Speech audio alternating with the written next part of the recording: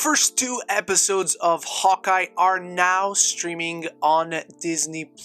So of course, as we do with all these MCU shows, we're gonna talk about everything in these episodes, so make sure you watch them before this video, because today we're talking about all the spoilers in episodes 1 and 2 of Hawkeye.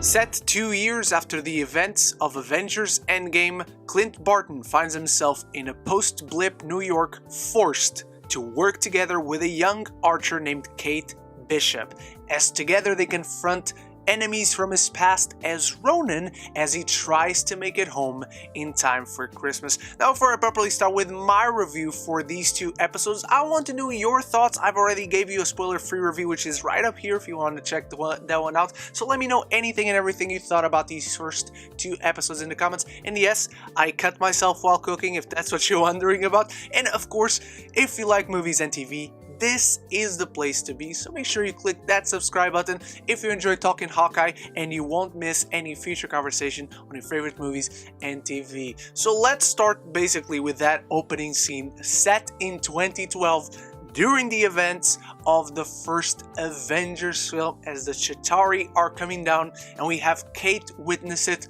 firsthand as she lives right downtown in New York and everything is coming at her, and Hawkeye saved her life, which is a great reasoning for her to become a fangirl of Hawkeye. And as she engages down this path of sportsmanship, she does karate, she does martial arts in general, she does archery. She is a sports brat, as we used to call him where I come from, and I think that's awesome. That generates a momentum for the character to organically eventually get inserted into Clint's life. I also really like when she's going up and down as she can't find her parents, as there is one shot in what seems to be like a moving set. I was very engaged in that moment. I was just astounded that they pulled this off and pulled it off so well.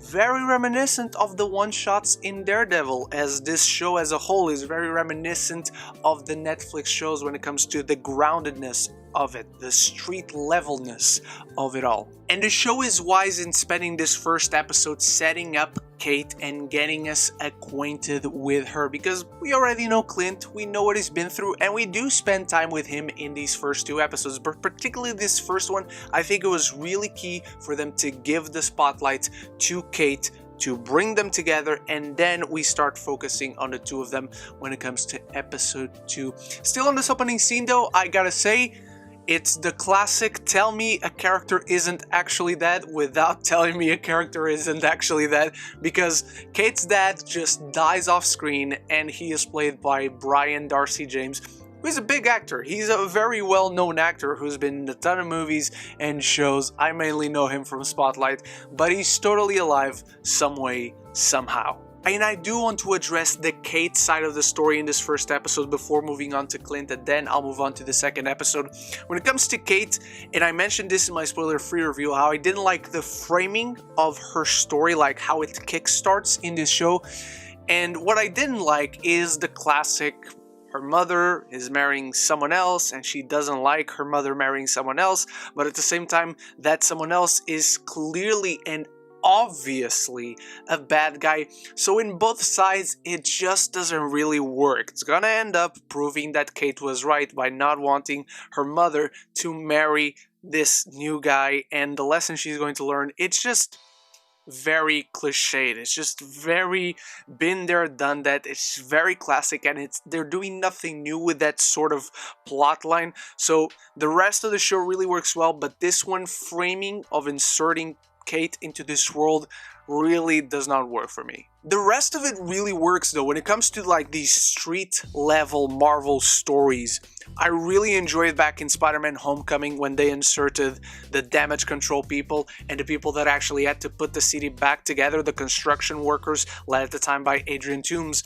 And now this also makes sense to me, where we see that there's a black market society that is finding all these items that belong to heroes and villains. They went to the Avengers compound and they found the Ronin suit and the Ronin sword, and now they're auctioning it off, and all these weird items. There's a Triceratops skull there even. I think this is really great, and it makes total sense within the world of the MCU that several levels of heroes and villains would be playing around and picking up off the scraps that Avengers Endgame battle that is so historical and so legendary that brought half of humanity back, half of the universe back.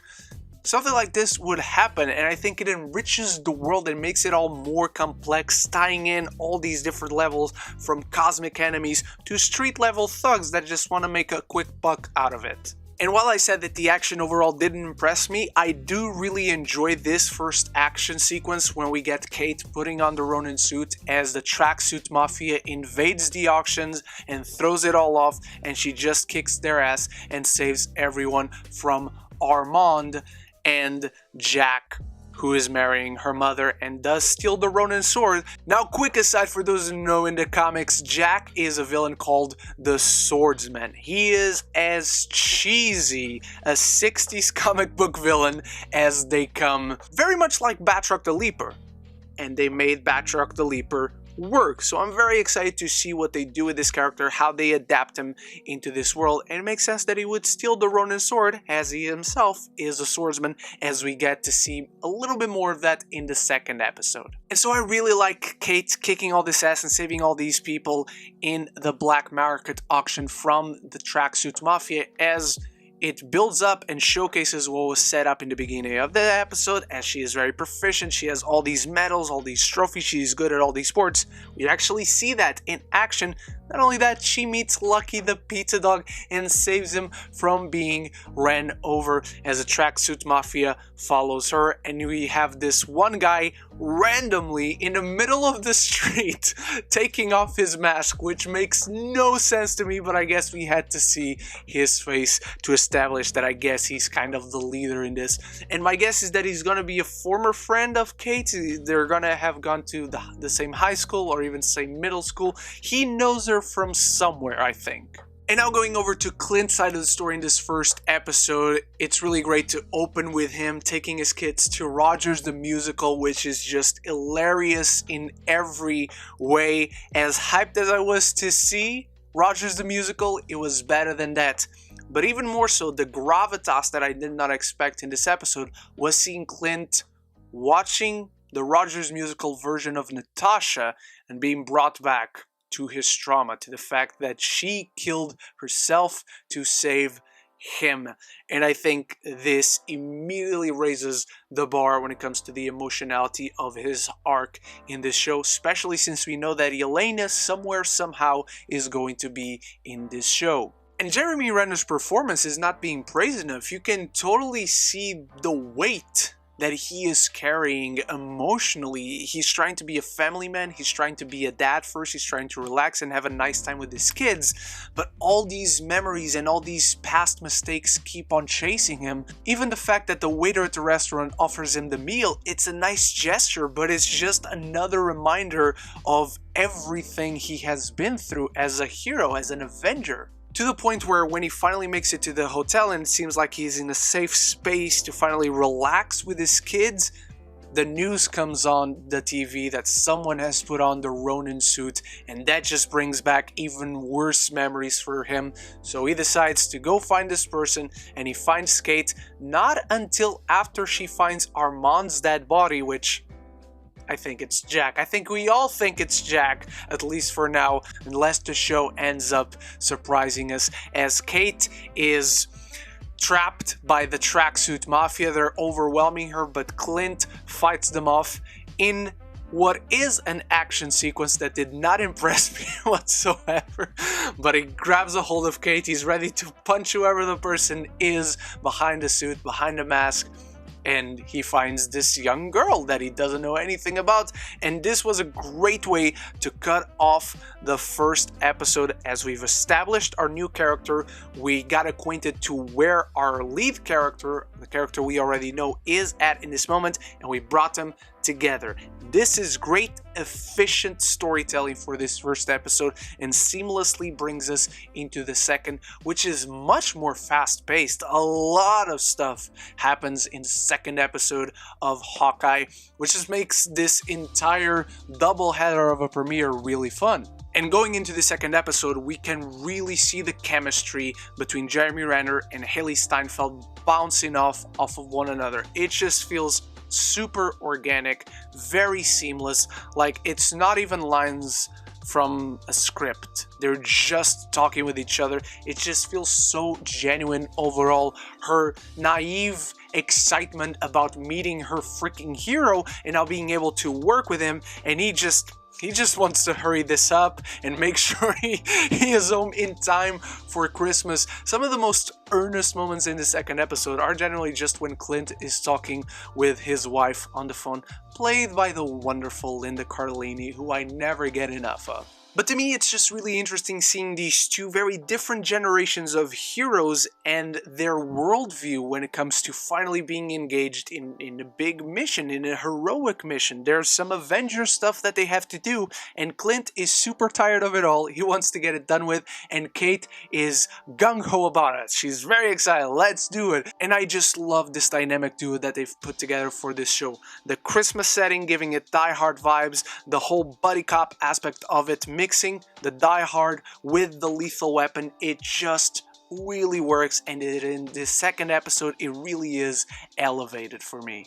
And the dynamics in the episode are really interesting to me because we have Clint, he doesn't want to work with Kate, he doesn't want to trust her, he tells her to go about her business, keep safe, keep hidden, as he effectively, at least in his perfect ideal vision of all this, he takes care of this as fast as possible again to make it home in time for Christmas. He doesn't want anything to do with her, which is curious to me because Clint, who is someone who is used to work on a team, be it the Avengers, be it S.H.I.E.L.D., he's going about this more as if he was still Ronin, which is really interesting to see his approach, and if his approach is changed and reminded of how it used to be to work with someone, because I think what's also fueling this decision making on his part of working alone is the fact that he lost Natasha. And he doesn't want to lose anything else, especially this kid. He wants to keep this kid safe. His whole job is to protect children and just people. It's an emotional core driving force of Clint's arc in the story that I think can be really powerful come the end of the show.